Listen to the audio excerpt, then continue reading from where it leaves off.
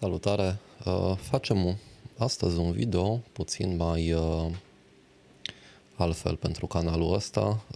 Am văzut că destul de mulți ați fost interesați de softurile care le-am făcut pentru surse. Acum vreau să vă dau un pic de background despre mine. Nu sunt electronist, v-am mai spus. Nu lucrez în domeniu, asta este doar un hobby pentru mine. Eu lucrez în IT de vreo 20 de ani. Momentan lucrez la o corporație, lucrez de acasă, bineînțeles, dar lucrez de foarte, foarte mulți ani la ei. Mă ocup de partea de infrastructură, de Azure, Terraform, fac un fel de DevOps, dar mai mult pe partea de infrastructură. Pe lângă asta am creat câteva software-uri pentru că tot din pasiune am învățat partea de development. Știu cât de cât, nu sunt mega expert, dar știu să programez în C#, știu să programez JavaScript și tot ce ține de partea de JavaScript, Next.js și așa mai departe. Fiindcă lucrez pe infrastructură, am o idee foarte bună. Eu am început încă de pe partea de networking, deci am avut inițial un insight despre cum funcționează o rețea, cum comunică calculatoarele, apoi am trecut pe partea de sisteme de operare, știu cum funcționează, știu cam tot ce e legat de partea de servere, de comunicație, de baze de date, porturi, tehnologii și așa mai departe. Compania la care lucrez are foarte mulți angajați, are peste 4.000-5.000 de angajați. Noi ne ocupăm de infrastructură mare, de sute de servere care sunt și în cloud, în Azure, sunt și în data centrele noastre. Așa că am avut de-a face cu o grămadă de tehnologie și trebuie tot timpul să stăm în top cu tehnologia, fiindcă variază de la lună la lună și apar lucruri noi și trebuie să fim un pic conectați cu asta. Bun. Acum, sursele, ați văzut în videourile vechi că pe ecran sus îmi apărea o dungă, așa, o bară pe care aveam afișate sursele, multimetru și așa mai departe. Ăla era un software făcut pentru Windows, dar încet am vrut să scap de Windows pentru că nu-mi place. Eu sunt obișnuit să lucrez pe Mac dintotdeauna. Windows-ul are tot felul de probleme pentru mine. OBS-ul merge bine pe Mac, toate merg bine, așa că mai ales acum folosesc programul ăsta de surse de la XZZ, da? Care are un client pentru Mac. Chiar nu mai trebuie Windows. Singura chestie care mai ținea la Windows era softul acela care afișează sursele pe ecran. Bun. Ca să rezolv problema asta, a trebuit să recurg la vibe coding. Vibe coding înseamnă că folosim o grămadă de AI, înseamnă că noi nu ne implicăm foarte mult în procesul de codare. De exemplu, ca să faci o aplicație pe Mac, trebuie să o faci în Swift. Eu nu știu o boabă. Acum, normal că dacă știi să programezi un OOP, un Object Oriented Language, dacă te uiți într-un cod care nu ți-e familiar, dar e tot OOP, e destul de simplu să-ți dai seama ce face. Nu? Dacă să-l scrii de la zero, fără a cunoaște sintaxa, e destul de complicat. Bun, ne despărțim de electronică episodul ăsta și încercăm să facem de la zero un soft pentru una din surse. Să vedeți cum o fac fără experiență în programare în domeniul ăsta. Da? Așa că hai să pornim un pic OBS-ul, să înregistrăm și noi pe ce vedem pe ecran. Bun, cred că este ok. O să avem nevoie de două lucruri. Vedeți aici este acest editor. Practic, acum dacă ați mai programat sau aveți ceva cunoștințe legate de programare, cred că sunteți familiar cu Visual Studio Code. Da? Deci asta este un fork de la Visual Studio Code care este axat mai mult pe AI. Vedeți că aici avem partea principală în care o să ne apară codul și aici în dreapta avem un chat cu niște agenți, da? Care se folosește ori ChatGPT, ori Claude, ori diversi. El e pus pe auto, acum nu mă interesează. Eu plătesc licență la asta, costă vreo, nu știu, 20 de euro pe lună, ceva de genul ăsta, sau 25. Îl folosesc foarte mult, că mă ajută foarte mult la jobul meu, dar acum facem o chestie aparte, o chestie de care nu ne pricepem deloc. Așa că hai să facem aici un folder, un document, o să-i zic un video vibe, bun, și în el o să creăm un proiect. Bun, asta este softul de editare care conține AI-ul. Ca să creezi un soft pe un Mac îți trebuie Xcode, da? Deci în Xcode pur și simplu o să creezi un proiect nou. Cu aceeași chestie o puteți face dacă vreți pentru Windows să o faceți. Downloadați Visual Studio Code Community, este gratuit, îl downloadați, îl instalați, eventual vă uitați la un tutorial 2 cum se începe un proiect acolo. Eu aici voi alege macOS, că acum sunt pe Mac, nu sunt pe Windows. Aleg că vreau să fac o aplicație pentru Mac. O să-i scriem, o să-i dăm un nume, testul, hai să-i spunem așa, USB, nu USB, hai să spunem PSU supply. Bun. Ignorați acolo Florin Alicu, nu știu de ce mi-a rămas mie odată numele ăla de Florin, o aiureală. Bun, și hai să ne uităm unde am creat folderul ăla, aici în video vibe. Bun, și voi crea acolo proiectul respectiv. Așa, hai să facem mai mare fereastra asta să se vadă. Și așteptăm un pic să se inițializeze. Aici ar trebui să vedem un preview al softului nostru. Hello World. Da? Deci momentan avem un soft care arată un Hello World și asta este tot. Bun, ne întoarcem la cursorul nostru și deschidem proiectul de acolo de unde l-am salvat. Mergem în Documents Vibe. Da? PSU Supply. Bun. Și în momentul ăsta trebuie să începem să vorbim cu AI-ul și să-i spunem ce dorim să facem. Și o să încep cu un prompt scurt. Hello, I need to create a software that runs on macOS and can connect. Nu văd de microfon tastatura să o pun mai încolo. And can connect to Keysight E36, cât e asta? E36 103A Power Supply using. Bun, acum sursa asta este conectată pe rețea, da? Deci e în același switch în care e și calculatorul meu. Cealaltă surse care le vedeți la mine sunt conectate prin port serial la PC. Am ceva adaptare, dar acum voi folosi Keysight-ul ăsta ca exemplu și mergem cu el. Acum știm că toate sursele astea folosesc protocolul SCPI. Deci prin protocolul SCPI ele pot comunica cu un calculator. Ăla este cât de cât universal, acum mai depinde un pic de sintaxă, că e Ovon, că e Agilent, că e HP și așa mai departe. Bun, continuăm promptul nostru. Ideea este că trebuie să-i spunem la AI absolut cât de mult putem, câte detalii se poate posibile.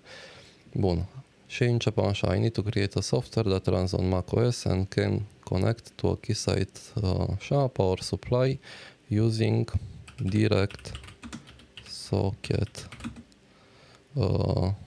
Bun, nu mai știu cum îi zice, numai o secundă că aveam undeva să caut.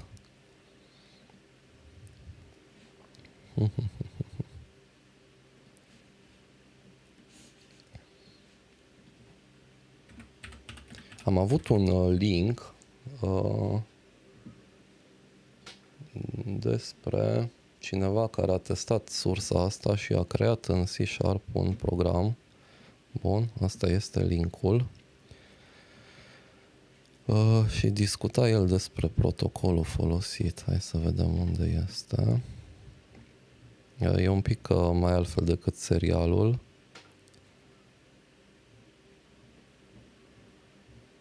Bun.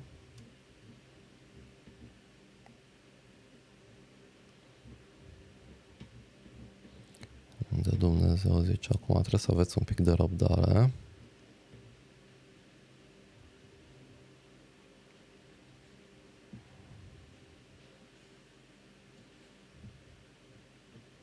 Așa îi zice, Direct Socket Control via SCPI Direct Port 5025. Direct Socket Control, cum era?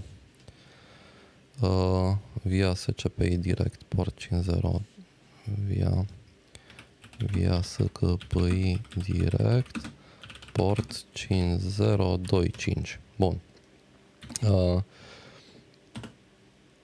I need to have on the main window the following displayed. Bun, deci acum îi spun că în fereastra software vreau să mi apară următoarele lucru. Voltage reading in green. Bun. Amperage reading in yellow. Voltage reading in green, amperage reading in yellow. And I need a couple of fields where I can enter the IP address and port used by the device.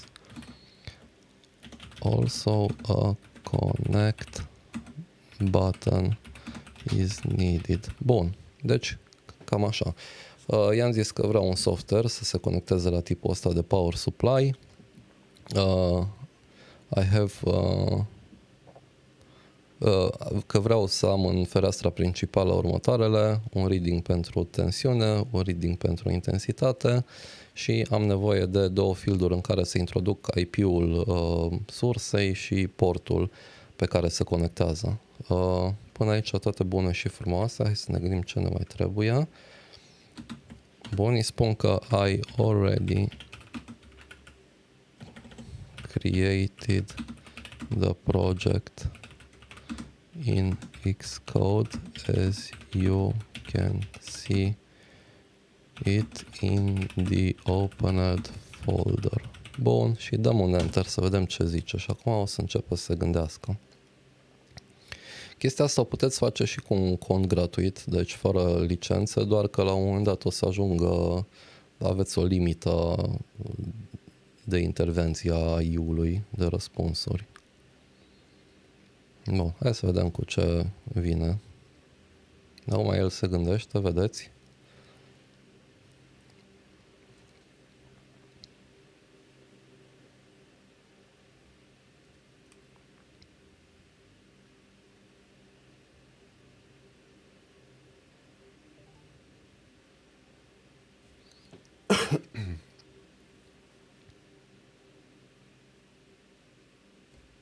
Bun, și zice că ar fi făcut ceva. Acum mă duc înapoi la Xcode, el a făcut aici tot felul și a adăugat niște fișiere de cod, astea create de el.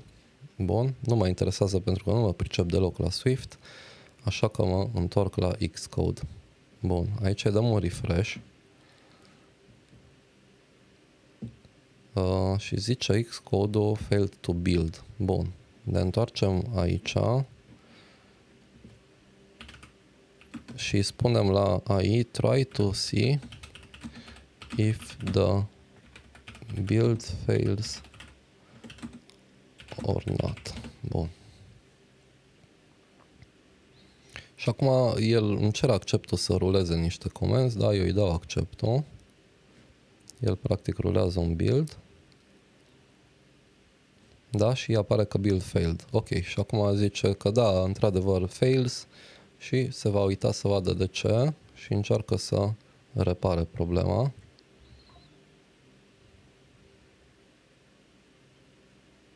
Adevărul că scrie cod foarte bine, deci chestia asta cu IO a evoluat teribil de mult, când pe vremuri era heuristic și fabula, acum scrie un cod incredibil de bine. Bun, zice că a rulat. Da, și vedeți că mi-apare aici, așa l-a gândit el să arate. Ok, ia să vedem ce mi-a adăugat. Mi-a adăugat aici un connection setting care îmi trebuie. Cu butonul de connect mi-a adăugat measurement-urile și mi-a adăugat power supply control. Ok, bun. Ce vreau eu de aici este să scot partea asta de power supply control, pentru că nu mă interesează să controlez sursa de aici, vreau să controlez direct de la ea, îi dau on-off, îi dau eu ce tensiune vreau. Și connection settings-ul ăsta mi-ar place să fie jos, sub ăsta. Vedeți că le-au făcut exact cum arată ale mele. Bun, și o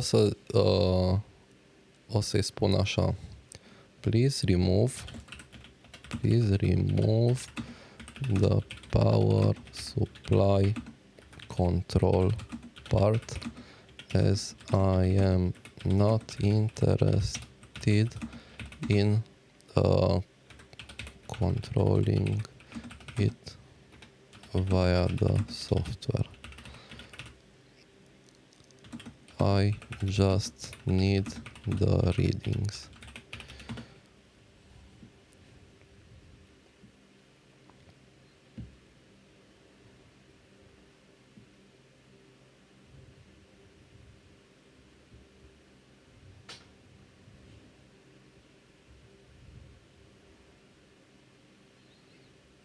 Ok, și el acum scoate toate cele, va rula, fiindcă i-am cerut să verifice dacă poate face un build corect. De data asta, la fiecare schimbare, el o să încerce să vadă dacă build-ul e corect, ceea ce pe mine mă ajută. Bun, și zice că e gata. Mă uit aici în Xcode iară, văd un preview, arată bine. Bun. Îi zicem, please move connection settings below the measurements reading. In the UI, please move, observați că sunt destul de, vorbesc frumos cu el, connection settings below the measure view. Ok, să sperăm că înțelege.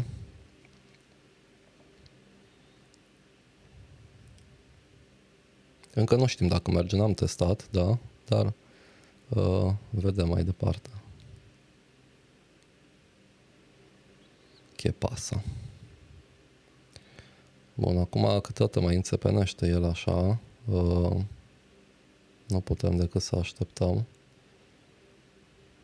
Perfect, bun. Aici ne arată procentul de încărcare a lui, când ajunge pe la 90% merge tot mai greu. Bun, zice că l-a mutat. Hai să vedem cum arată. Bun, și arată bine. Nu ne chinuim foarte tare. Hai să-l lansăm să vedem dacă merge. Acum mai sunt niște detalii fine. De exemplu, trebuie să-i zicem aici că nu vreau acea gray area din jurul butonului de connect, da? Și chestii de finețe. Da, mergem mai departe să testăm funcționalitatea. Acum nu este... i-am dat un run acolo, ați văzut. Acum nu este... partea de design foarte importantă în momentul ăsta.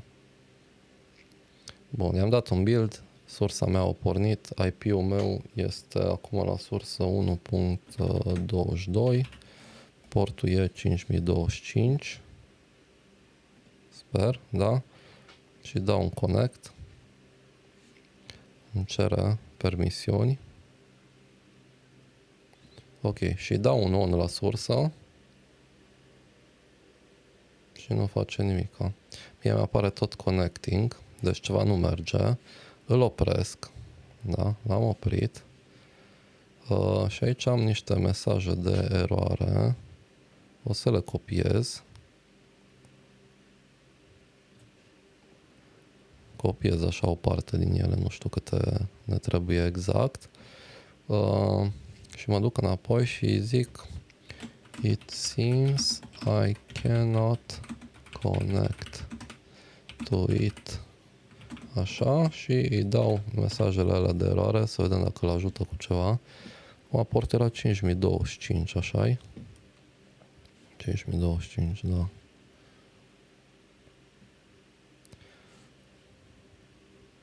Bun, și are legătură cu, nu știu ce, sandboxing permission legat de Xcode. Nu mă pricep la asta, dar zice că le repară el, am încredere. Ok, zice că l-ar fi rezolvat. Îl mai deschidem o dată și mai rulăm de aici, îi dăm un run.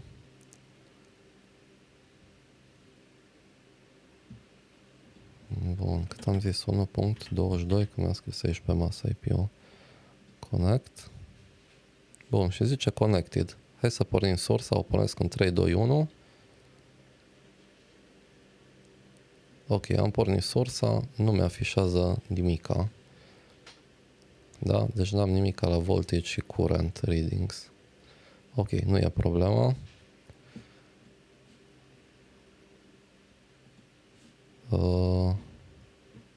Nu știu dacă ne ajută chestiile astea care apar aici. Dar eu zic acum I can now connect to the supply, but it is not returning any readings.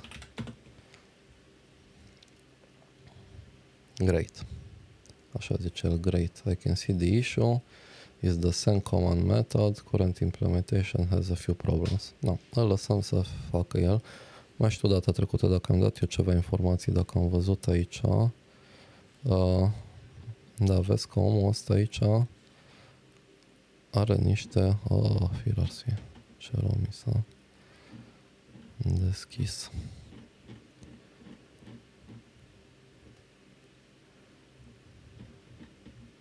Bun, hai între timp să vedem ce a făcut. A făcut ceva aici, îi dăm un run, să facă un build, să vedem dacă iasă successful. Build succeeded. Bun, zice că a rezolvat el ce a rezolvat. Hai să rulăm acum softul nostru. Opa, nu l-am oprit data trecută, nicio problemă, îl oprim, îl pornim iar.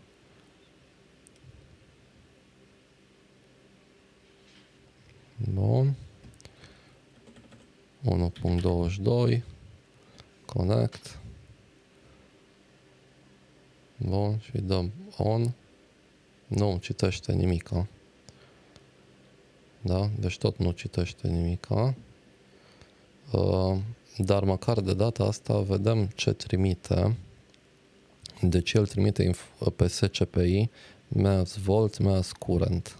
Mass current și omul ăsta aici, ce coment zicea că folosește, că era un screenshot mic. Mic.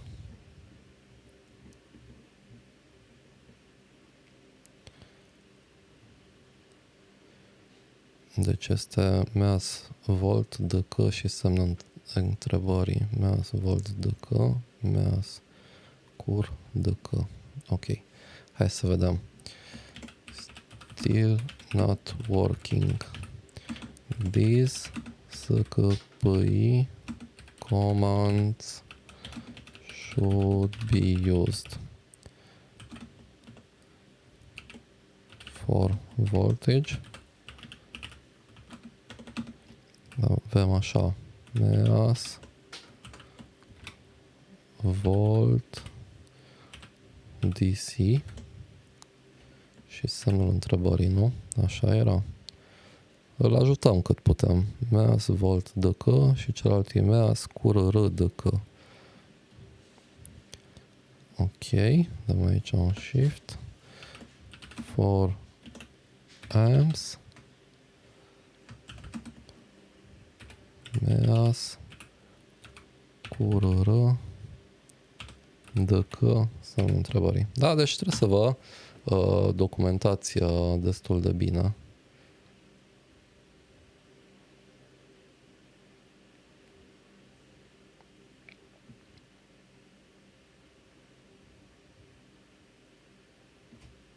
Ok, acum el rulează încă un build. Zice, that's the issue, the skippy commands I was using were incorrect. Ok. Nicio problemă, toată lumea greșește. Bun, zice că e gata. Și continuăm.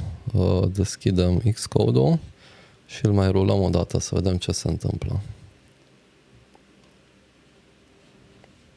Bun, deci am zis că e 1.22 adresa, portul 5025.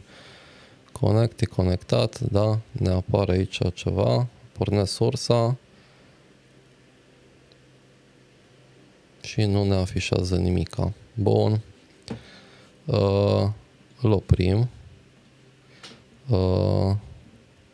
copiem niște loguri de aici, așa, și îi zicem it is still not displaying any readings. Așa, și îi punem acolo din log. The comments are being sent, but we don't receive a response. The problem is that we're sending both comments simultaneously, which can cause issue. Ok, și zice acum că o să trimită comenzile separat, nu deodată. Da, își modifică el ceva rahat acolo. Partea proastă e că ajungem aici către 90 și începe să meargă tot mai greu AI-ul. După aia el o să-și revină.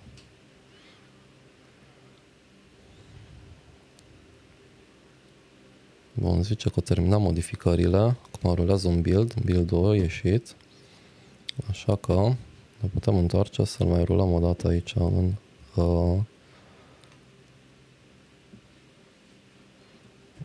Xcode 22. Bun, connect. Bun, deconectat, e conectat și vedem acum că primește ceva, da? Pornesc sursa, e setată pe 0V, iată că merge bine. Acum mi apare -0 că nu am niciun consum, dar asta puteți să ziceți, de exemplu, dacă poți să zici please adjust reading if the current reading is negative, make it 0, da? Dar ideea este că ne merge sursa, stai să fac un scurt să vedem ce se întâmplă. Opa. Ar trebui să-i leg și cablurile. Bun. Și acum fac un scurt și iată, îmi crește la 2,2 amperi și îmi scade voltajul la 0,4, da? Deci fac scurt aici cu firele astea două. Deci sursa merge bine. Nu ne putem plânge. Ok, îl pot opri. Ok, acum pot să mă duc înapoi la el. It works great. Now let's do some modifications. Please display the amps as 0.000A when the value is negative. Also, please add a dynamic graph under the measurements readings that will display the current draw over time. Ok, hai să vedem ce face. Ar trebui să ne fac un grafic. Bun, nu vreau să mă lungesc tare, zice acum că e minunat că merge, zice că o să facă display-ul la amps pe 0 când valorile sunt negative și încă lucrează la asta și apoi să vedem, ar trebui să ne facă și partea cu graficul. Acum, el o să facă, ați înțeles ideea, asta vreau să vă arăt doar ce se poate face și cum se poate face. O să facă el niște chestii acum, dar probabil nu o să ne placă graficul cum arată, puteți să-l tot frecați la cap și să-i ziceți să modifice ce nu vă place. Da, dacă ați văzut, am creat un soft de sursă fără nicio experiență în programare în Swift ăsta. Puteți face și voi în absolut orice limbaj de programare, îl puteți folosi. V-am zis, dacă vi se termină limita de intervenții, de răspunsuri, atunci va trebui să plătiți o licență pentru asta, dar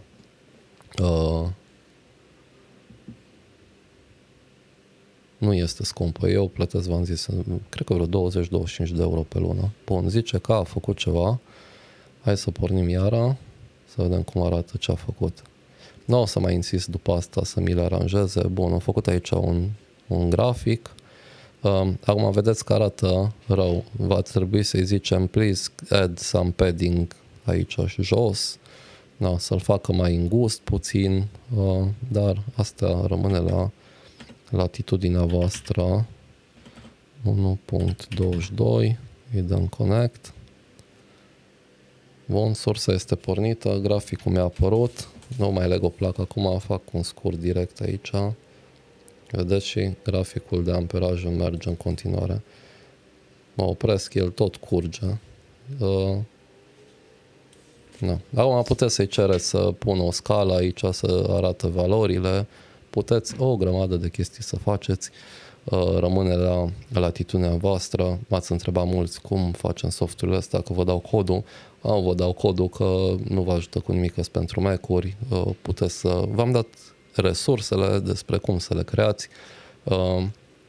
Puteți face și pentru Windows, și pentru Mac, și pentru ce vreți voi. Bun, cam atâta pentru episodul ăsta. Mulțumesc că m-ați urmărit. Îmi pare rău că e un pic ieșit din context. Revin apoi cu un episod viitor cu sculele, cu partea a doua, pentru că mai sunt de prezentat microscoape, camera termo și așa mai departe, chestii care sunt destul de necesare. Bun, mulțumesc că m-ați urmărit, dați-mi un like, subscribe și ne vedem data viitoare. Salutare!